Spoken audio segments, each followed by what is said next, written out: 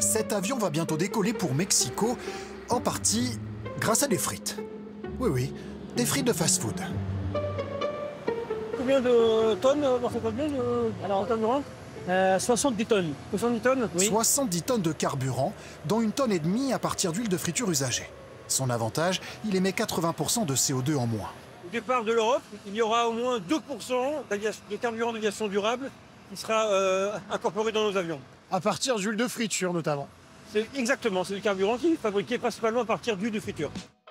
Pour réduire l'impact environnemental peu reluisant de l'aérien, l'Europe impose aux compagnies 2% de carburant durable en 2025.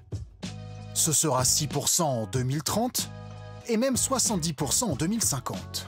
Air France, qui veut être en avance sur les objectifs, se fournit ici, sur cet immense site de production à Rotterdam. Une raffinerie semblable aux autres, sauf qu'au lieu de transformer du pétrole, on transforme la graisse en carburant. Ça se passe majoritairement dans cette grosse unité que vous voyez là, où on sépare les molécules. Vous êtes tellement écologique que vous imposez aux ouvriers de se déplacer à vélo? Eh ben notre site fait plus de 22 hectares. Donc pour aller d'une extrémité à l'autre, c'est un peu long à pied. Alors on utilise des vélos.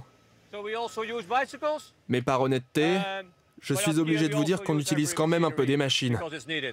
Des machines et des tubes à essai. Martin Vandenberg nous emmène dans l'unité de recherche. Alors ça, c'est le laboratoire. La matière première, la voici. De la graisse animale ou issue d'huile de friture récupérée dans le monde entier, mais pas d'huile de palme. Par exemple, McDonald's est l'un de nos fournisseurs. Donc ça arrive comme ça? Oui, et ça ressort de la raffinerie, comme ça. Grosse différence, hein? Nos téléspectateurs vont se demander si ça ne va pas sentir la frite quand l'avion va décoller. Non, non. Ça ressemble à de l'eau d'ailleurs. Bon, c'en est pas. Ne la buvez pas. Ah non, mais ça ne sent rien. Grâce à l'expansion de ce site automatisé, l'entreprise va multiplier par 20 sa production. Une fois transformé, le carburant vert est aussi performant que du kérosène classique.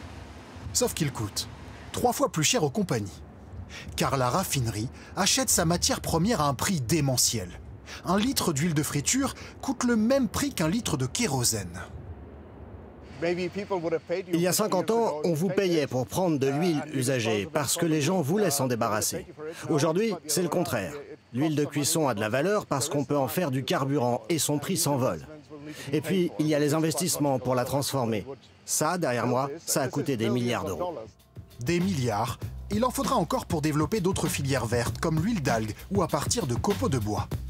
Air France a fait ses calculs. Dans 10 ans, un billet Paris-New York aller-retour vous coûtera 175 € de plus pour payer le carburant durable.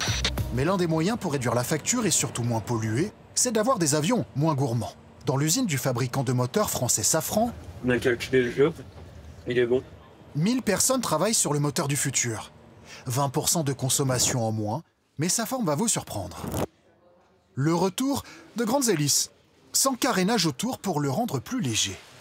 C'est une révolution au niveau du moteur en enlevant ce carénage pour aller vers de grandes hélices. Donc là, vous avez un moteur à hélice et donc c'est en enlevant ce carénage qu'on va gagner beaucoup pour améliorer l'efficacité propulsive.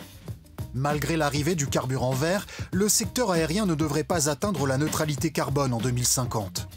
Car le nombre de passagers devrait doubler et dépasser les 10 milliards chaque année.